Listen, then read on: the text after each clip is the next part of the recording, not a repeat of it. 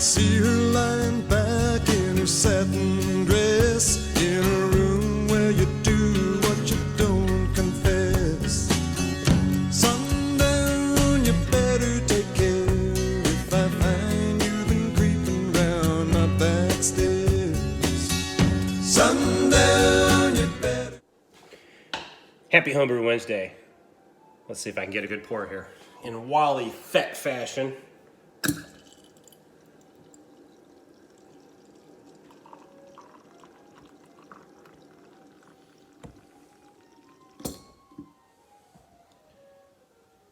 Look at that. Look at that chocolate goodness. Okay, happy Homebrew Wednesday. It's a good week. It's a very good week. This is, I don't know what I'm calling it. I used to call it Dean's Utterly Delicious Maple Porter. And it still has maple. It still has Maris Otter. I did add some cow nibs. A lot of cow nibs, probably, I don't know, 3 or 4 ounces during the end of the boil. And the aroma on this thing kicks ass. I wish I would have had this in time to send out the beer mails to everybody, but I'll have another round of beer mails going out, so next folks will get it. We'll get, you know, some of this.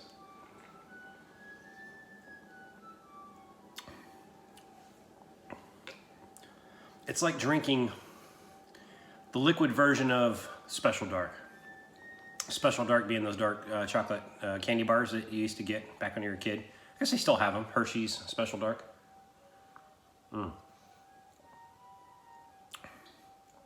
It's dark beer season, which is bad since I want to get into Pilsners. Okay, so quick update. I was going to have a bad week, and you know how like sometimes often we're our own worst critics as homebrewers?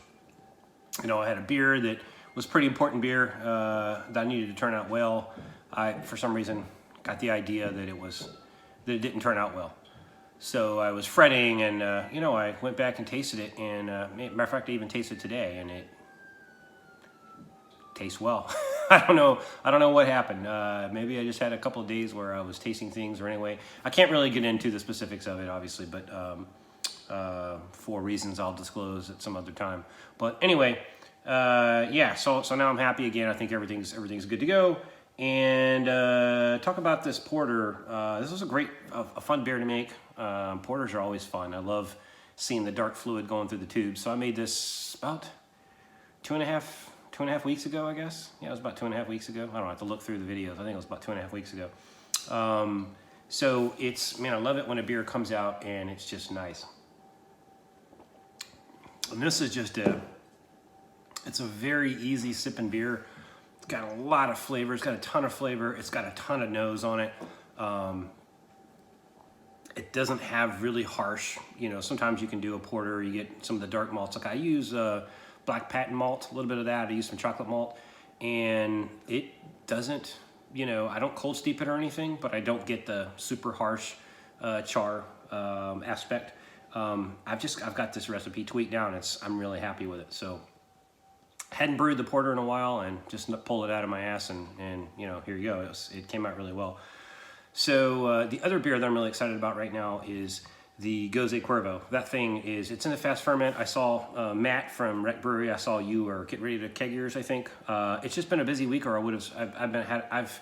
I've missed some work calls. I've missed some, you know, it's been a very, very busy week. So keeping up with my schedule has been a bit taxing. So I haven't responded to a lot of messages as of late, and I apologize. But I could have already kegged the thing. I'm kind of glad I let it sit in the fast ferment a little longer.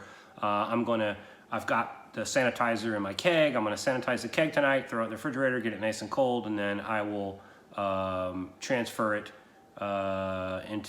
transfer it from my fast ferment probably tomorrow. And then I should be drinking it by, let's see, tomorrow's Thursday. Yeah, I'll be able to drink it probably, well, I'll probably drink it. Well, no, I'll transfer it in there Thursday. I'll put enough carb in it to kind of get it cold, or to purge the oxygen, and then I'll probably force carb it the following morning, because you want it to be really cold when you force carb it. So I'll do that. So I'll put it in there Thursday evening.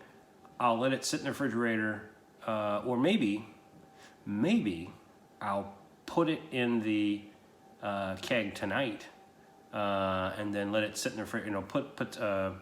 Blast a couple of, do a couple of CO2 purges to get the oxygen out. Let it sit in the refrigerator tonight and get cold, and then force carb it first thing in the morning before I go to work. That way I'll have 2 full days, Thursday and Friday, to carb, and it should be ready on tomorrow or Friday evening. So yeah, that'll be my plan. Wow, I love it when a plan comes together live on action. So I had a visit from my friend Dan. He came by last night. Spent the last 2 nights, and got to try the porter. Introduce him to some Commonwealth beers, and it's always pleasant when Dan comes to visit. He's getting some good beers out in Colorado way. He's drinking a lot of Upslope these days. Upslope. If you haven't watched, and I'll do a plug for this movie. I don't know if I can do that, but there's this show called what is it? Beer Culture. I think it's called Beer Culture. I think that's what it is. And it's about Colorado. It's about all these breweries, craft breweries around Colorado that kind of start up, and a lot of good ones. So Upslope is one that's featured in that movie, if Beer Culture is the right name. And you can go find it on Netflix, and I think you can even watch it on YouTube. You can just do Beer Culture, and the full-length movie will come up. You can watch it. But this Upslope brewery, this guy starts out at a bad time in the brewing industry because they had a worldwide hop shortage. Well, it just so happens this brewer that he's trying to bring on is from South America, and what is it, like Argentina or Brazil or something? And I guess they have I think Argentina, and they have these hops. It's like an American strain hops, but they're growing them in South America, and it's got a really unique taste to it, or something like that. So he's like, yeah, I've got all kinds of supplies to hops. So he kind of gets a pipeline from South America, and by linking up with this guy who's going to be his brewer. And so when everyone else is looking for hops and whatever, he found a good, unique hop source that gives them a unique flavor with their beers. But anyway, Dan is drinking a lot of Upslope. If you've never tried an Upslope, you have a chance to drink one when you're in Colorado or wherever they distribute to. You should definitely hook it up. I think I've done some reviews on some last time I was in Colorado. But anyway, always fun to see Dan. And yeah, so back to the Gose Cuervo. I think we've already settled that score. Man, I'm kind of all over the place. I'm out of practice. I guess I did a homebrew Wednesday last week. I don't know. Been so busy at work, my mind's kind of scatterbrained. Anyway, I shipped off my SJ Pour beers on, I guess it was Saturday. So my hub should be getting, I guess it's SJ's the only hub now, right? Should be getting the beers. And I guess I'll be turning them back around, and I should get them kind of into November, beginning of December, something like that.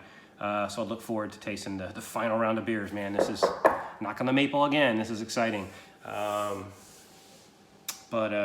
Yeah, I guess that's really all I have to talk about.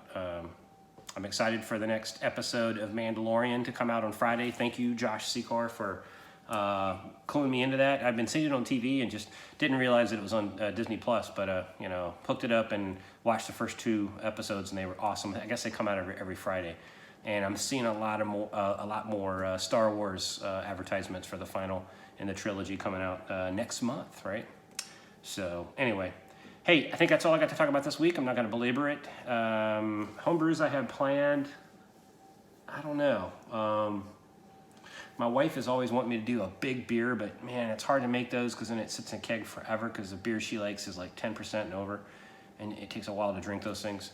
So I want to get into Pilsners. I just want to make some really solid Pilsners and maybe have that be my entry beer for the National Homebrew Convention this year. It'd be cool to do a Pilsner. So I don't know. I don't know what I'm going to do. I have to think about it. I want to get, let's see, I have a dark beer now. I have the Gose Cuervo. I've got a mystery beer in the middle that I'll wait for that to go. And so it'll have to be a mid-color beer. Maybe I'll do some kind of Belgian or something. A couple of good Belgians in the competition this year. So that kind of got me hankering to want to do a Belgian. So anyway, hey, have yourself a happy homebrew and have a very, very happy Homebrew Wednesday. Cheers. Brew yourself a porter. My God, these things are always... I'm always surprised about how good porters are. I mean, they're just great all-around beers. Cheers.